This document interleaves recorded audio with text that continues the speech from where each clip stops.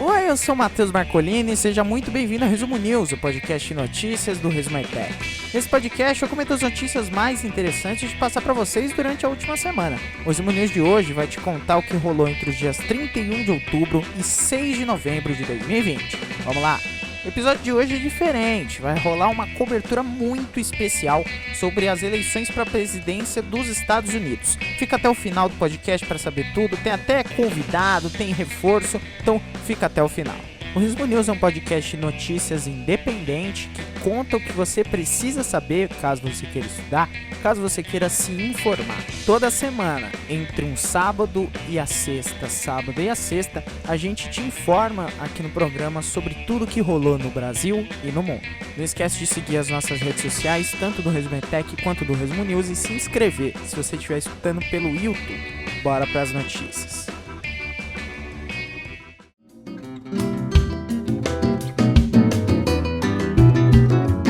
Brasil.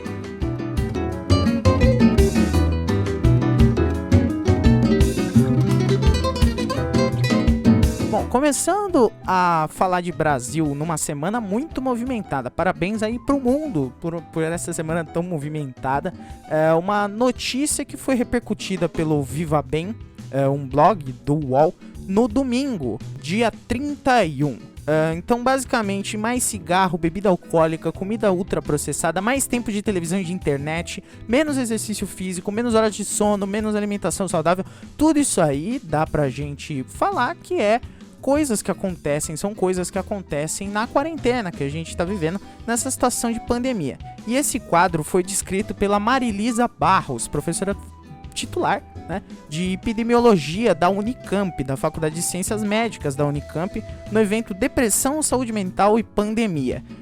Esse evento foi promovido pelo Instituto do Legislativo Paulista da Assembleia Legislativa do Estado de São Paulo, a ALESP, e pela FAPESP. E foi um evento que foi realizado, né, virtualmente no dia 26 de outubro. Então os números são desfavoráveis. 34% dos fumantes aumentaram o número de cigarros consumidos por dia e 17,6% das pessoas aumentaram o consumo de álcool, enquanto o percentual das pessoas que realizavam atividades físicas semanais caiu de 30% para 12%. Houve também um aumento médio diário de 1 hora e 45 minutos no consumo de TV e de 1 hora e meia no consumo de computador e tablet durante a pandemia. Isso quer dizer que 40% dos brasileiros sentiram tristeza ou depressão na pandemia, de acordo com esse estudo. 52,6% afirmaram que experimentaram algum sentimento, né, de nervosismo ou ansiedade. Eu não sei se você percebeu, mas eu tenho ansiedade. Eu dou aí umas... Eu fico gravando o podcast e hiperventilando. Brincadeira. Mas a ansiedade, ela tá pegando muita gente nessa pandemia. E o maior impacto na saúde mental ocorreu nos jovens adultos, mais ou menos, nas mulheres principalmente, e nas pessoas com antecedente de depressão. No domingo aconteceu uma notícia muito triste. Morreu o ator Tom Veiga, o intérprete do Louro José do Mais Você. Ele morreu aos 47 anos. Isso é uma informação que não se teve no dia da morte, mas sim no dia seguinte, de que ele morreu em decorrência aí de um acidente vascular cerebral, o popular AVC. Um AVC hemorrágico que acabou sendo provocado por um aneurisma nele. Ele tinha 47 anos, deixou 4 filhos e foi assim um grande... Ele participou da infância, da adolescência, da vida de diversas pessoas no Brasil. Ele trabalhou no Mais Você desde a estreia do programa em 1999. Ele que faz o Louro José desde que o personagem foi criado em 1996. Abrindo aspas para uma entrevista dele num depoimento ao site Memória Globo. Abre aspas, o Louro José é encrenqueiro, rabugento, chavequeiro, galanteador, mas é muito divertido e inteligente. Às vezes, quando eu revejo um programa, eu me pego dando risada. Eu dou risada com o Louro. O legal na personalidade dele é que cresceu, mas continua uma grande criança. Fecha aspas. E teve até uma cena assim muito emocionante da segunda-feira na apresentação do Mais Você da Ana Maria Braga falando sobre o Tom Veiga numa homenagem. Inclusive a semana foi de homenagens ao Tom Veiga e ao Louro José. É um personagem épico, um personagem histórico da televisão brasileira que vai deixar saudades, assim como o grande artista Tom Veiga.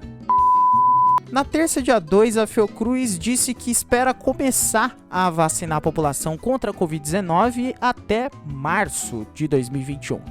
Basicamente, essa é a expectativa na vacinação que vai ocorrer em parceria da Fiocruz, a Fundação Oswaldo Cruz, com a Universidade de Oxford, da farmacêutica AstraZeneca, ela que está desenvolvendo essa vacina, a tal da vacina inglesa, né?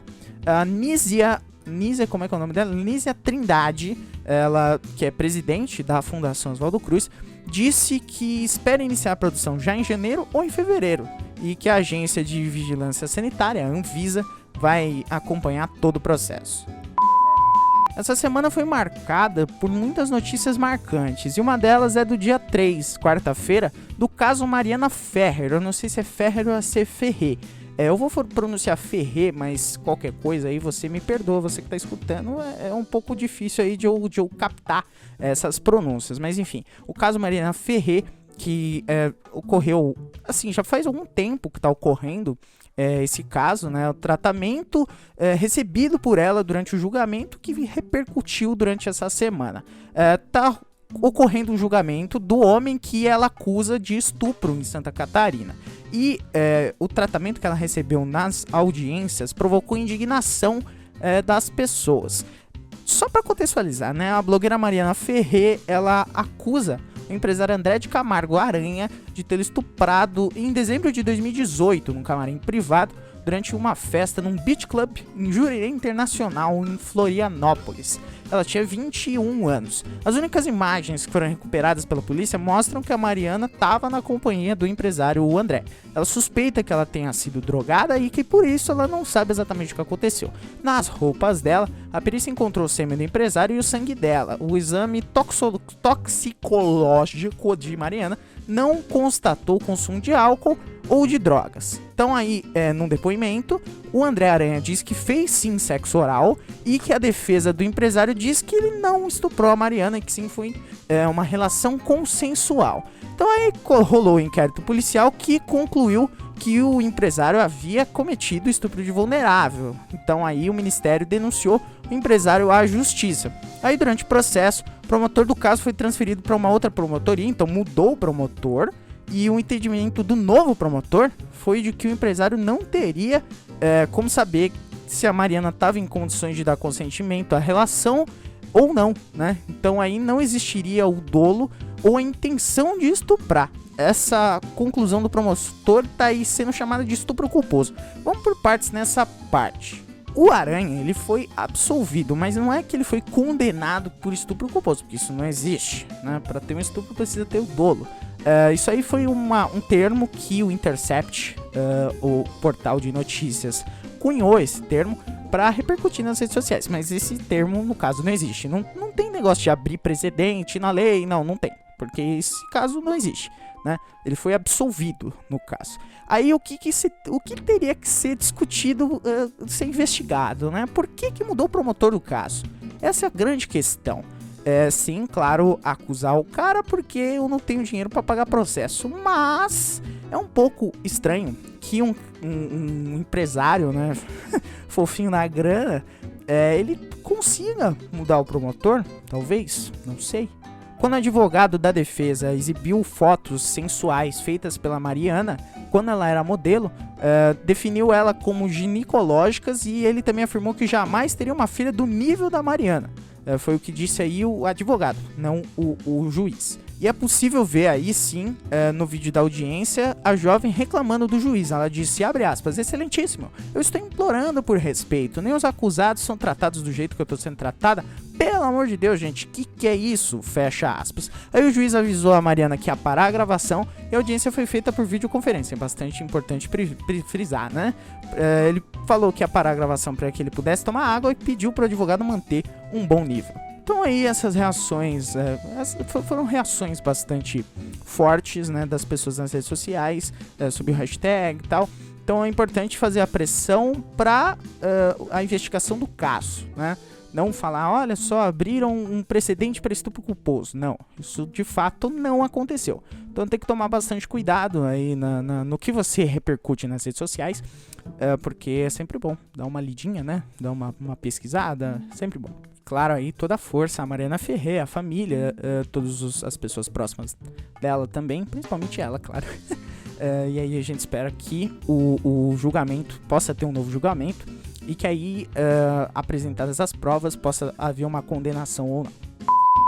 No dia 4, essa notícia é interessante, o Flávio Bolsonaro, o assessor Fabrício Queiroz e mais 15 pessoas investigadas foram denunciadas no caso da rachadinha.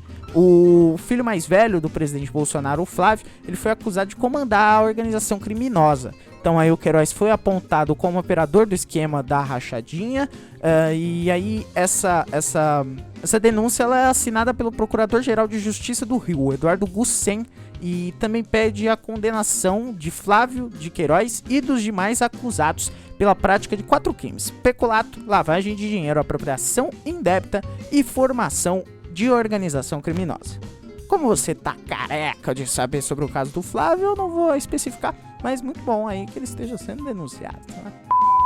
Mais uma notícia do dia 4 é do general Augusto Heleno, o ministro do Gabinete de Segurança Institucional aqui do Brasil. Ele, na Amazônia, ele citou uma fogueirinha e disse que se a floresta amazônica estivesse em chamas, a fumaça chegaria até Londres.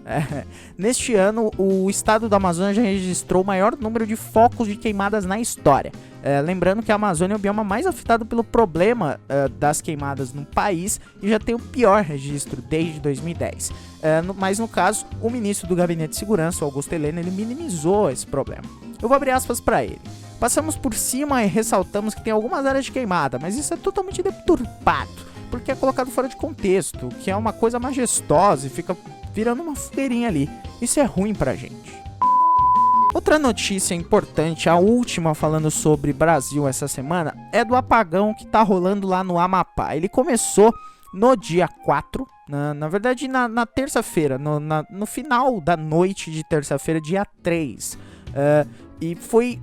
Por que ocorreu, né? Importante dizer. 14 dos 16 municípios do Amapá, que inclui aí a capital Macapá, ainda estão sem energia, até agora, no momento dessa gravação, por causa de um incêndio que atingiu uma subestação localizada lá na zona norte de Macapá. Apenas Oiapoque, no extremo norte, inclusive no extremo norte do Brasil, e Laranjal do Jari e Vitória do Jari, no extremo sul, tem eletricidade porque são atendidas por outro sistema. De acordo aí com a Companhia de Eletricidade do Amapá, CEA, não há previsão para o restabelecimento do serviço. Isso foi dito na quarta-feira, né? Tem uma previsão já. O ministro de Minas e Energia, o Bento Albuquerque, ele afirmou que a operação é complexa e que ele pretende restabelecer toda a energia no Amapá em até 10 dias. O plano inicial era retomar o abastecimento em 70% do estado na quinta, só que esse incêndio está impedindo eles. Vou abrir aspas aqui para o ministro. O equipamento já foi reparado na sua parte física e agora está vendo a filtragem do óleo do equipamento. Para você ter noção do volume, são 45 mil litros de óleo. Temos que ter certeza que ele está em condições de operação.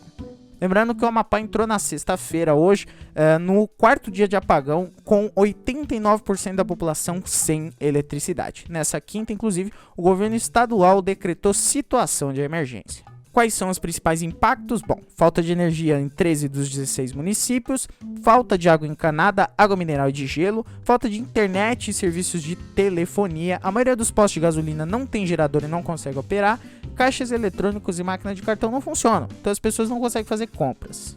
Então aí a gente pede para que a gente repercuta o que importa, e no caso isso importa, repercutam, perguntem, questionem os políticos sobre o Amapá, porque isso é muito importante.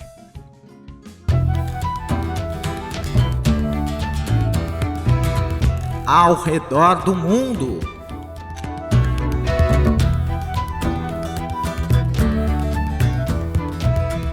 Entrando na cobertura sobre o mundo, antes de falar da eleição americana, vamos dar uma passadinha muito rápida sobre o que rolou nessa semana fora da eleição americana. Primeiro, no domingo, no domingo, dia 31, o Sean Connery, que foi o primeiro James Bond, faleceu. Sim, ele morreu aos 90 anos enquanto ele dormia, segundo a família, ele já estava velhinho, né, vamos dizer aqui.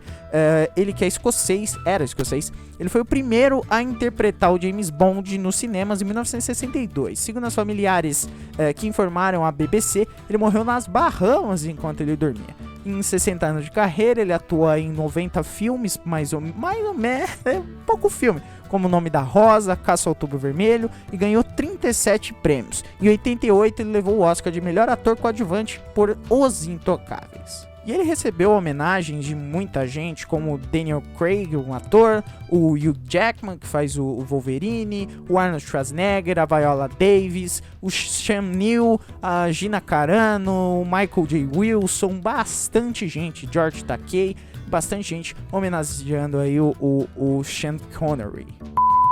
No dia 31, a Grécia anunciou um confinamento parcial para combater a segunda onda de Covid-19. Basicamente, o primeiro-ministro grego Kyriakos Mitsotakis, ele anunciou no sábado que as restrições ao deslocamento durante a noite, o fechamento de restaurantes, bares e pontos de lazer vai rolar aí com o objetivo de lutar contra a segunda onda da Covid-19. Abre aspas para ele: não é um confinamento como o da primavera. É só essas as aspas. Continuando para ele, vamos lá. As medidas começarão às 6 horas locais, 1 hora de Brasília, de terça-feira, e o trânsito vai ser proibido de meia-noite às 5 horas. Ele pediu uma ação agora para que os centros de tratamento intensivo do país não fiquem saturados. Lembrando que não é só o governo da Grécia que está aí combatendo a segunda onda da Covid-19 na Europa. Muitos países do hemisfério norte estão vendo aí um aumento preocupante até dos casos e de hospitalizações. Alguns outros países que já readotaram medidas de isolamento são o governo da Bélgica, o governo da Alemanha, França, Espanha e a República Tcheca. Percebeu quando eu falei de Portugal? Porque Portugal falou disso no dia 2. Portugal decretou um novo lockdown e estava aí para declarar estado de emergência sanitária. O governo português quer oficializar os dispositivos legais que permitirão aplicar medidas para frear a segunda onda da Covid-19. Esse anúncio foi feito na segunda-feira, dia 2, pelo primeiro-ministro português, o António Costa. Então agora vai rolar um lockdown parcial em Portugal. Mais de 7 milhões de portugueses, 70% da população, vão ser afetados por esse novo lockdown de pelo menos 2 semanas. Nada impedirá que, se necessário, se limite a circulação entre 23 e 6 horas da manhã, 23 horas, 6 horas, com exceções, porque algumas pessoas trabalham durante a noite, foi o que disse o Costa. E aí, já fazendo a ponte pra gente entrar no assunto da eleição dos Estados Unidos, o Itamaraty já disse que vai manter lealdade ao Donald Trump até o final do processo. A gente já vai falar sobre o que tá rolando aí nas eleições e tal, mas basicamente pro governo brasileiro, que é muito alinhado ao Donald Trump, eles vão tentar manter lealdade, segundo o colunista do UOL, Jamil Chad, até o final, até que se confirme o resultado da eleição. Inclusive, uma desculpa legalista vai ser usada para não mostrar qualquer sinal de aceitação pelo governo brasileiro do resultado das urnas nos Estados Unidos. Mas a gente já vai falar disso. Bom, eu falei que era um episódio especial porque a gente vai tratar com bastante carinho essa eleição dos Estados Unidos. E para tratar sobre ela, sobre esse sistema eleitoral americano que é bastante complexo, eu tenho aqui um reforço. Eu convidei aí o meu grande amigo e xará, Matheus, que é aluno de Relações Internacionais e que fez intercâmbio nos Estados Unidos, para contar um pouco pra gente sobre o sistema eleitoral americano, aí mais ou menos o que você precisa saber para entender o que a gente vai falar nesse episódio. Então, para você entender, eu vou falar de colégio eleitoral, de delegados, de voto popular, tal. Eu vou falar, a contagem de votos, voto de papel. Como assim voto de papel em 2020? Para isso, o Matheus vai explicar. Com você, querido. Bom, oi gente, oi pessoal aí do Resumo News. Muito prazer. Meu nome é Matheus, eu sou estudante de Relações Internacionais. Morei e estudei um tempo nos Estados Unidos. e estou aqui hoje para explicar para vocês um pouquinho de como funciona, na verdade, todo esse processo, esse sistema do colégio eleitoral americano, como funcionam essas eleições americanas que a gente está ouvindo tanto falar na mídia e que às vezes é tão confuso, é um processo assim tão confuso de verdade que é até um pouco difícil de entender às vezes. Mas vamos lá, vamos começar do começo. Primeiro vamos fazer um comparativo aqui com o Brasil, né? Aqui no Brasil, para a gente votar para presidente, né? A gente vai lá na urna eletrônica no dia, digita o número do candidato, o número do partido, esse voto ele é computado e no final da eleição ganha quem tiver mais votos, ou seja, é o voto popular, voto direto. Quem conseguiu ganhar mais, independente se ganhou no estado X, se ganhou no estado Y, quem conseguiu ganhar mais votos é eleito presidente. Nos Estados Unidos é um pouco diferente. Lá a gente já tem a questão do colégio eleitoral, né? O que é esse colégio eleitoral? Vamos tentar trazer aqui um pouco esse exemplo para a nossa realidade. Aqui a gente vota direto, certo?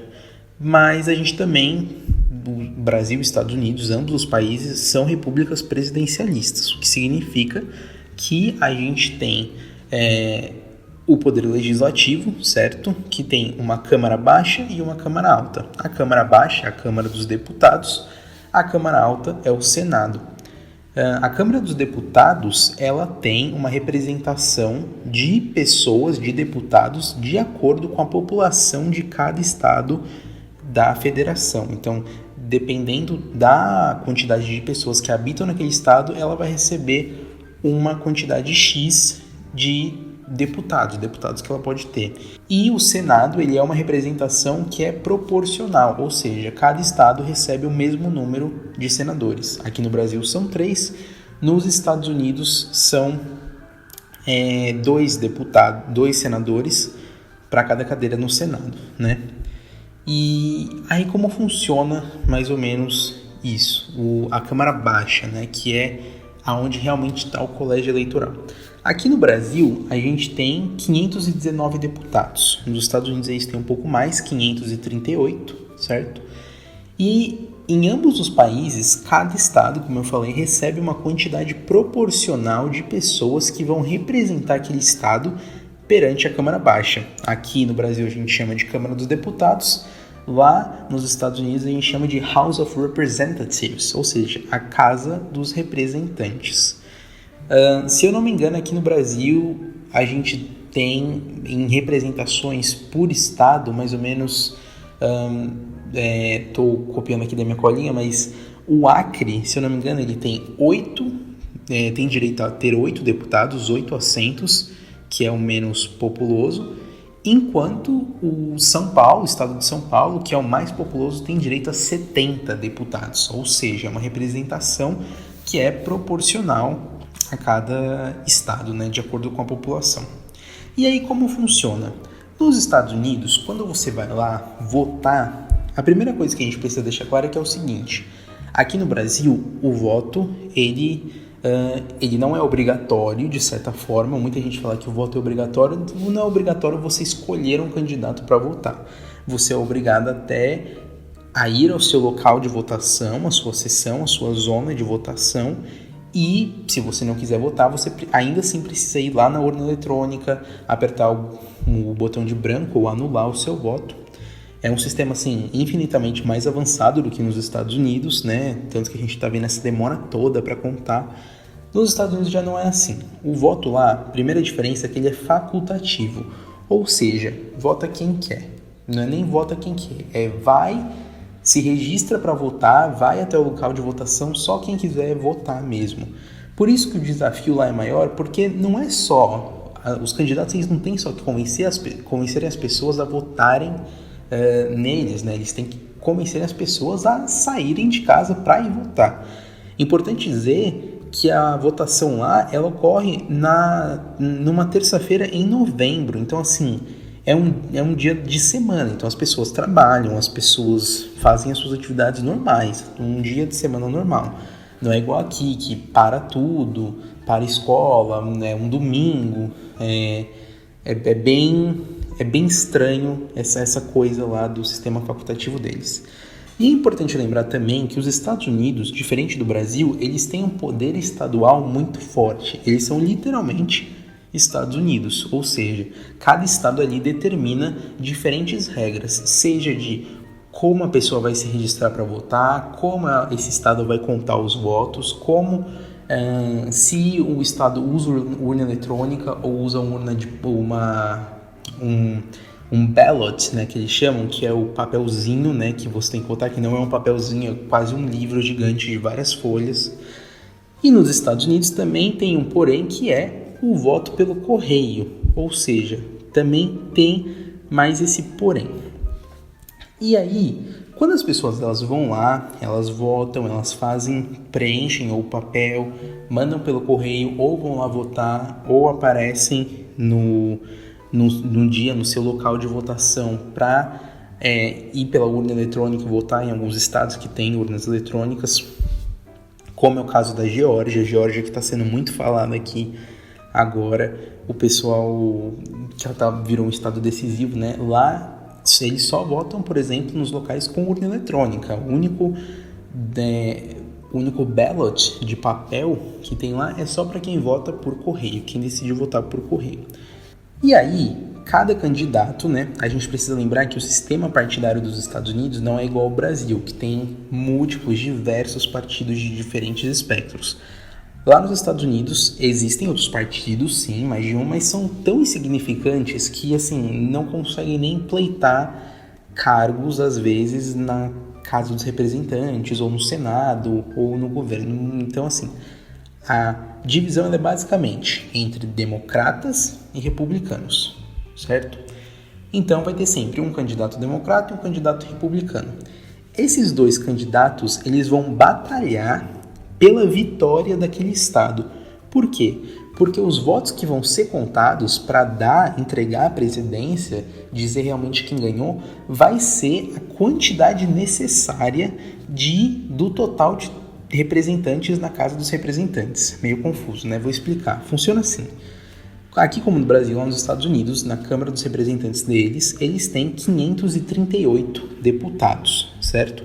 A metade de 538 é 269. Então, para um candidato conseguir ser vencedor, ele precisa somar 270, que é o número mágico que eles chamam lá, precisa somar 270 votos do colégio eleitoral. Ou seja, ele precisa carregar 270 delegados com ele. Como assim carregar delegados? Vamos supor, eu sou um candidato e eu venço no estado mais populoso dos Estados Unidos, que é a Califórnia. Eu venci. Então, as pessoas lá na Califórnia foram e votaram para o candidato A e para o candidato B. O candidato A ganhou mais votos, então ele ganhou no estado. Então, a soma dele, a quantidade de delegados que existe na Califórnia, vai ser dada ao candidato que ganhou mais votos. Então, esse candidato que ganhou na Califórnia, ele ganha os 55 delegados que a Califórnia tem. É o maior estado, é um estado mais populoso, então é o que tem mais delegados no colégio eleitoral. Então, conforme as pessoas vão vencendo nos estados, elas vão ganhando o total de delegados. Quem chega em 270, primeiro, ganhou a presidência, certo? Porque ele ultrapassou a metade, que é 269. É por isso que é muito comum a gente ver candidatos que se elegem presidentes, mesmo não tendo mesmo tendo perdido no voto popular, que foi o caso mais recente, que aconteceu em 2016, com a Hillary Clinton. Ela teve 3 milhões de votos a mais do que o Donald Trump, mas o Donald Trump ainda assim ganhou. Por quê? Porque a Hillary Clinton ela teve muito voto em redutos que já são redutos democratas. Então, por exemplo, estados como Nova York, que tem 29 delegados, Califórnia, que tem 55, essas pessoas votaram muito, então teve uma grande quantidade. Mas a quantidade de pessoas que vota, ela não influencia no número de delegados. O número de delegados é aquele sempre mesmo. Então, se a Hillary Clinton ganhou com 3 milhões de votos na Califórnia, ela carrega 55 delegados. Se ela ganhou com 6 milhões de votos na Califórnia, ela continua carregando 55 delegados para a conta. Por isso que o Trump, apesar de ter recebido 3 milhões de votos a menos, conseguiu carregar mais estados que são considerados chave, né? Tem uma expressão que chama swing states, os estados pêndulo. Esses estados é onde realmente se concentra as eleições, porque eles têm bastante votos, geralmente no colégio eleitoral. É o caso do Michigan, do Wisconsin. O Michigan tem 16, o Wisconsin tem 10, Minnesota nem tanto, mas a Geórgia também tem 16 delegados no colégio. Então, assim, foram estados que nas eleições de 2016 o Donald Trump ganhou por muito pouco e ele conseguiu levar esses estados para a conta dele. Ele terminou com 306 delegados e a Hillary Clinton com 232. Então, apesar de ela ter ganhado no voto popular, ela perdeu em grandes estados. Ela não conseguiu se eleger presidente por causa disso. Não é só você atingir o número mais votado no geral, certo? E por que eles têm esse sistema? Porque nos Estados Unidos você tem estados que tem muita gente, como a Califórnia ou Nova York, por exemplo, se concentram muitas pessoas, e estados que tem pouquíssima gente, como Montana. Califórnia, para você ter uma ideia, tem aí mais ou menos, acho que umas 10 milhões de pessoas, quase 10 milhões de pessoas, enquanto Montana tem 800 mil pessoas. Então isso é uma forma de tentar balancear a disputa de poder, porque senão, na teoria, né, no que as pessoas que defendem o sistema do colégio eleitoral argumentam, é que senão as eleições estariam sempre nas mãos da Califórnia ou de Nova York, porque quanto mais pessoas votarem lá, vai acabar aumentando o voto popular e a pessoa vai ganhar. Há muitas controvérsias sobre o colégio eleitoral, sobre se é um sistema justo, se ele é válido, muita gente pede o fim dele, e aí você tem uma disputa muito grande entre republicanos e democratas. Obviamente, a maioria dos democratas, eles defendem o fim do colégio eleitoral, porque, para vocês terem uma ideia, nas eleições desde 2000, só na eleição de 2004, os republicanos conseguiram a maioria dos votos no voto popular. Então, de todas as outras eleições, mesmo quando o George Bush ganhou, mesmo quando o Trump ganhou, foram os democratas que carregaram a maioria dos votos no voto popular, no geral. E aí, explicado isso, é por isso que a gente vê essa demora nas contas para saber quem ganhou em qual estado, porque cada estado vai ter ali a sua importância, porque quem carregou 270 ganhou a presidência. E aí você pode pensar assim, nossa, mas 538 é um número par, certo? A metade é 269. E se por algum acaso, na soma dos estados, acabar ali tendo um empate, 269 contra 269. Então cada candidato teve 269. Aí a decisão vai ser da Casa dos Representantes. Então, geralmente o partido que tem a maioria vai votar em favor do seu candidato. Então aí é uma questão bastante política, mas é raro. Se eu não me engano, isso nunca aconteceu na história dos Estados Unidos, não é uma coisa que aconteça muito.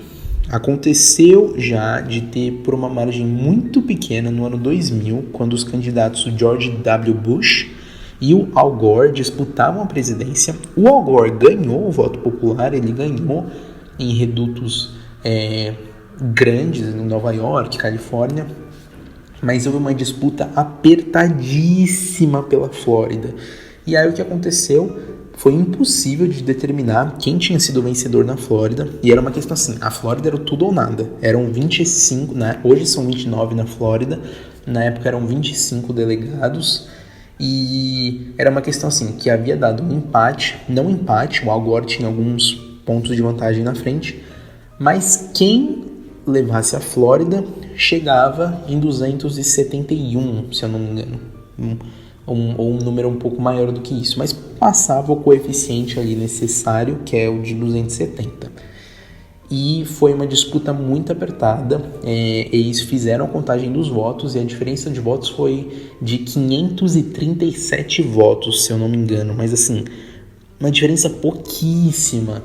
E aí, óbvio que demorou meses, porque a eleição ela não foi finalizada no dia, ela foi levada para a Suprema Corte, certo? Ela é diferente um pouco do que está acontecendo aqui em 2020, né? Mas isso a gente pode comentar depois.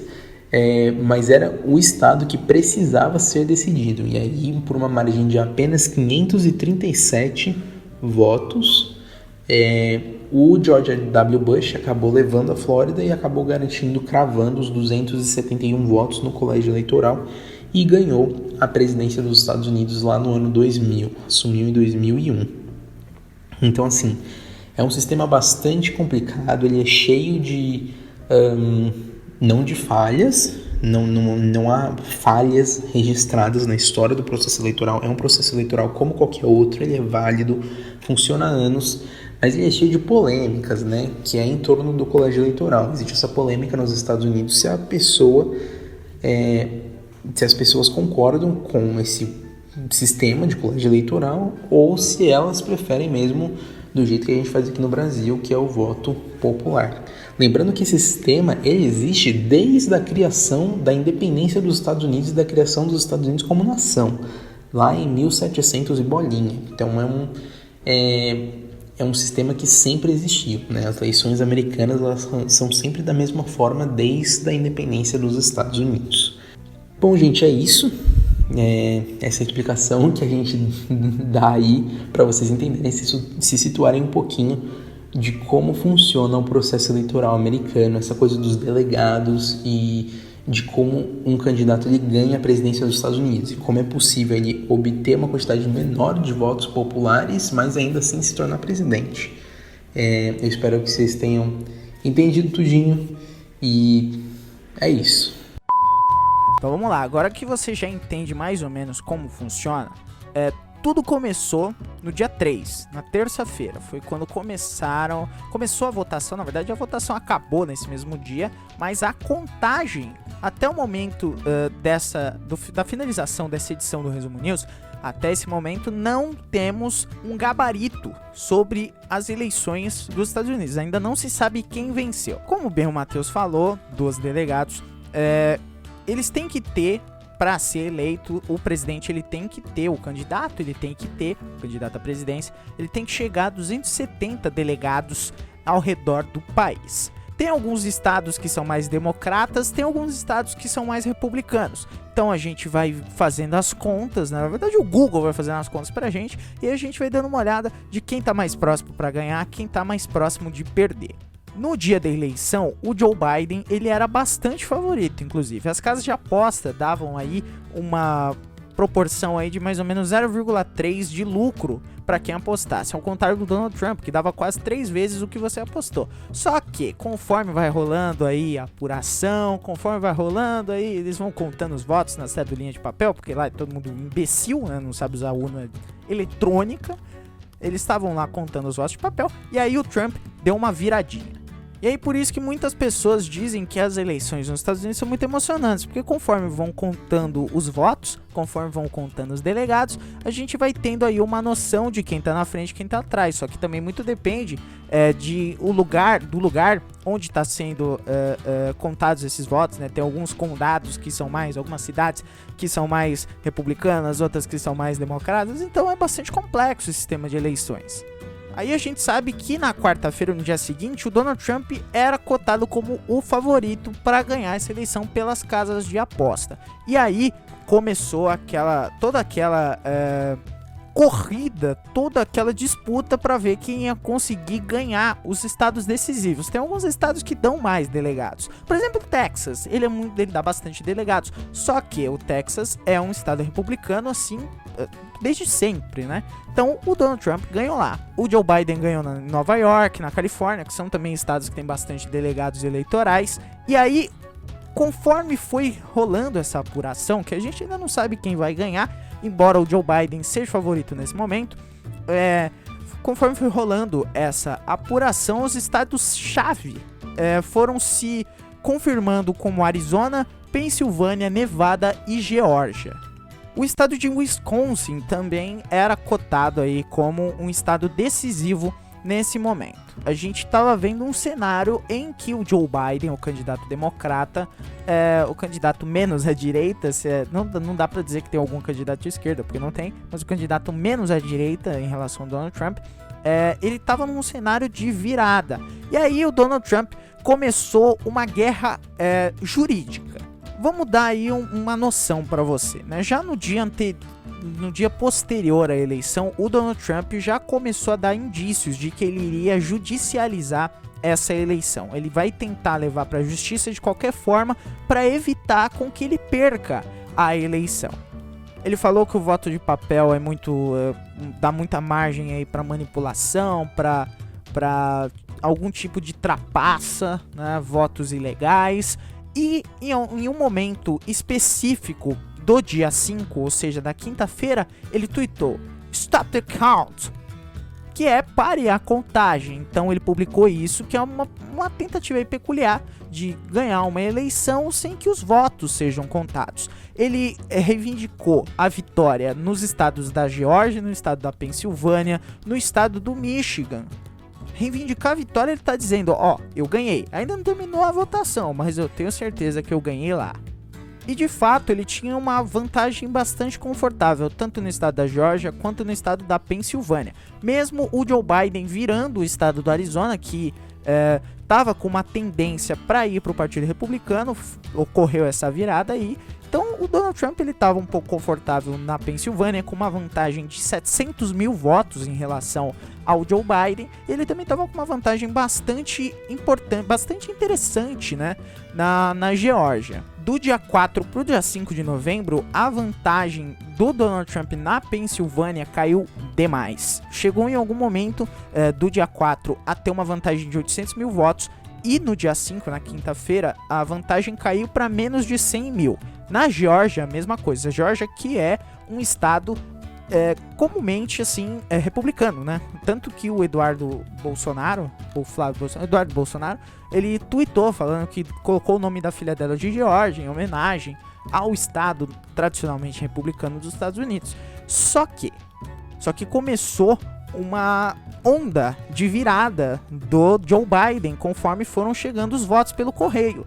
Então, como tem votos pelo correio nos Estados Unidos, não é só voto presencial, muitas pessoas votaram sem sair de casa porque tinham que trabalhar, principalmente as pessoas mais pobres, os afro-americanos, eles costumam votar pelo correio, porque é uma forma deles não terem que faltar no trabalho para ir votar. E aí, uma vantagem do Donald Trump na Geórgia, que chegou a ser de 50 mil votos, despencou no dia 5 e foi para 9.500 votos. E aí, o que o Donald Trump fez? Ele começou a deslegitimar esses votos, começou a falar que estava tendo um tipo de trapaça, que esses votos eram ilegais, que tinha que ocorrer uma investigação, que ele ia pedir recontagem. E aí ele começou a mover ações judiciais. Ele moveu ação judicial em Nevada, no estado de Nevada. Ele começou a mover ações judiciais na Geórgia, na Pensilvânia, em todos esses estados, reivindicando a vitória antes mesmo de serem contados esses votos pelo correio. Às 8h30 da noite de Brasília, do dia 5, né, na quinta-feira, o Donald Trump fez um pronunciamento. Ele disse que ganhou os estados de Wisconsin e de Michigan, que na verdade foram estados que foram vencidos aí pelo candidato democrata. Ele também disse que ganhou com muitos votos na Pensilvânia e na Geórgia, ganhou por muitos votos. São frases aí, né, que são falsas, né, são afirmações falsas. Ele disse também que estava comemorando os resultados da eleição para o Congresso ao mesmo tempo em que achava a eleição presidencial de fraudada. E ele disse que as eleições são feitas na mesmíssima cédula também. O Donald Trump também disse que se contar os votos legais, ele ganha facilmente. E aí, as emissoras dos Estados Unidos cortaram essa transmissão e começaram a dizer, o Donald Trump está fazendo afirmações falsas, né? Ele está contando mentiras. Então, a gente vai interromper, a gente vai parar de falar sobre o pronunciamento do Donald Trump, porque ele está contando bastante mentiras. Então, no momento, o Donald Trump desejou que Nevada e Arizona continuassem contando os votos, porque ele tinha a chance de virada, que a Pensilvânia e a Geórgia parassem de contar os votos e que o Wisconsin recontasse os seus votos. E aí a vantagem do Donald Trump na Pensilvânia foi caindo, e foi caindo, e foi caindo. Para se ter uma noção da Pensilvânia, aí naquela contagem dos votos, né, dos delegados, eu já vou falar sobre como está o panorama, mas é basicamente decisivo, porque nesse momento da eleição, se o Joe Biden vencer o estado da Pensilvânia, o Joe Biden é eleito presidente dos Estados Unidos. A Associated Press já deu a vitória pro Joe Biden no estado do Arizona. Então aí foi caindo essa vantagem na Geórgia, até que ontem à noite, né, no finzinho da quinta-feira para Brasília, né, no finzinho da quinta também para os Estados Unidos, o Joe Biden ele chegou muito perto e empatou em decimais. A distância pro Donald Trump ficou em mais ou menos 1.900 votos. A polícia teve até que deter um grupo de apoiadores do Donald Trump que saiu da Virgínia e estava indo para Filadélfia, no estado da Pensilvânia, para supostamente atacar o centro de convenções onde está sendo contados os votos. Na quinta-feira, a vantagem do Donald Trump sobre o Joe Biden na Geórgia foi caindo até que chegou em 1.287 votos. Por volta das 8 de manhã de Brasília da sexta-feira, o Joe Biden passou o Donald Trump na Geórgia. E aí já estava tendo toda essa confusão. O Donald Trump, a campanha do Donald Trump divulgou um comunicado dizendo que a eleição não acabou, que eles vão judicializar essa questão, eles vão tentar levar para a Suprema Corte. O Decision Desk HQ, né?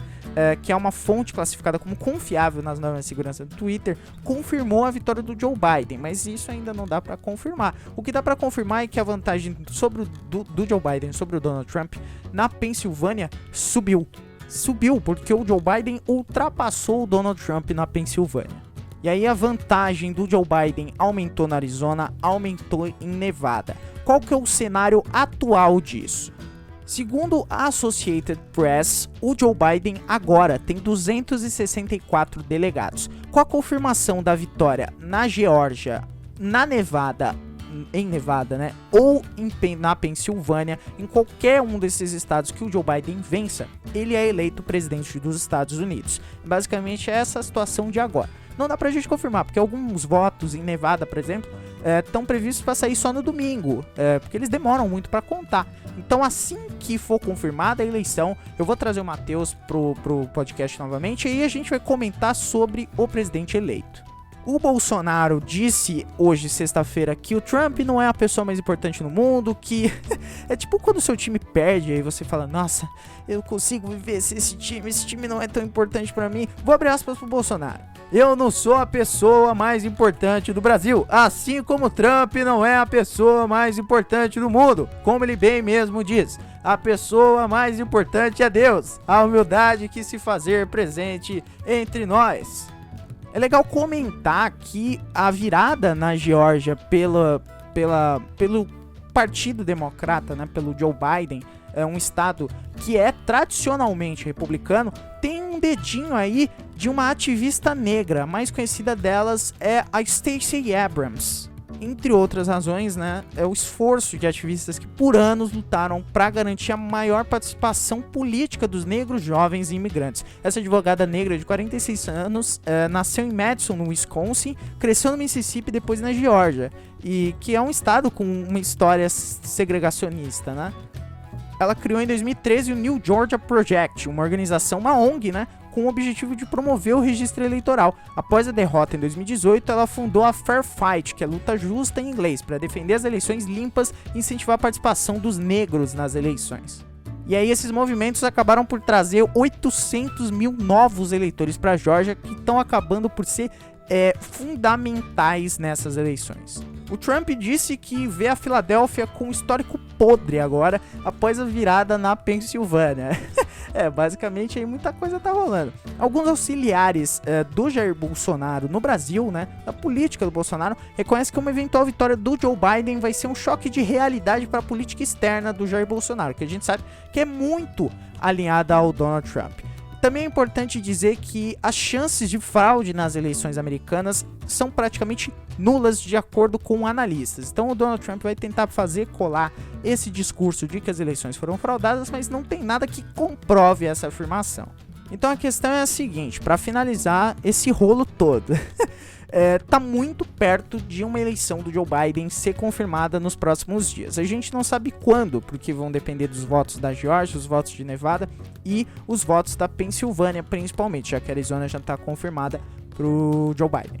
Então não importa qual seja o resultado, a gente vai voltar durante a próxima semana com um podcast especial para comentar essa eleição com o Matheus. Vai ser Matheus conversando com o Matheus, é uma grande tabela para falar sobre o resultado das eleições. O que se sabe é que até o momento do fechamento dessa edição do Resumo News, não temos uma decisão confirmada.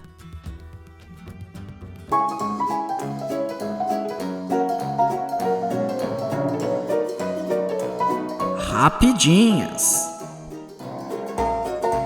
Após a missão na Jovem Pan, Anitta faz Rodrigo Constantino chorar. Enxame de abelhas ataca 7 em Praça de Fortaleza. Vítima leva 150 picadas. A cada 23 dias, a MPF tenta afastar Salles do cargo de ministro do Meio Ambiente. Desagradável e equivocada, Stephanie finalmente justifica a presença na Fazenda, diz Chico Barney. Tribunal de Justiça de São Paulo absolve Haddad de indenizar Edir Macedo por chamar o bispo de charlatão. Jovem dos Estados Unidos se demite do Walmart pelo alto-falante e denuncia patrões. Metrô desgovernado é salvo por escultura de cauda de baleia na Holanda. Johnny Depp anuncia a saída de Animais Fantásticos a pedido da Warner Bros. Muito obrigado por escutar mais essa edição do Resumo News. Não esquece de assinar o feed para você receber as notificações quando a gente postar episódio novo, tanto no seu agregador de podcast preferido ou para você se inscrever no nosso canal no YouTube e receber também as notificações de vídeos novos no canal. Manda pros seus amigos porque o boca a boca é muito fundamental pra gente. Compartilha se você gostou. Não esquece de seguir a gente nas redes sociais e até a próxima semana com as notícias que você precisa saber do Brasil e do mundo. Vou ficando por aqui.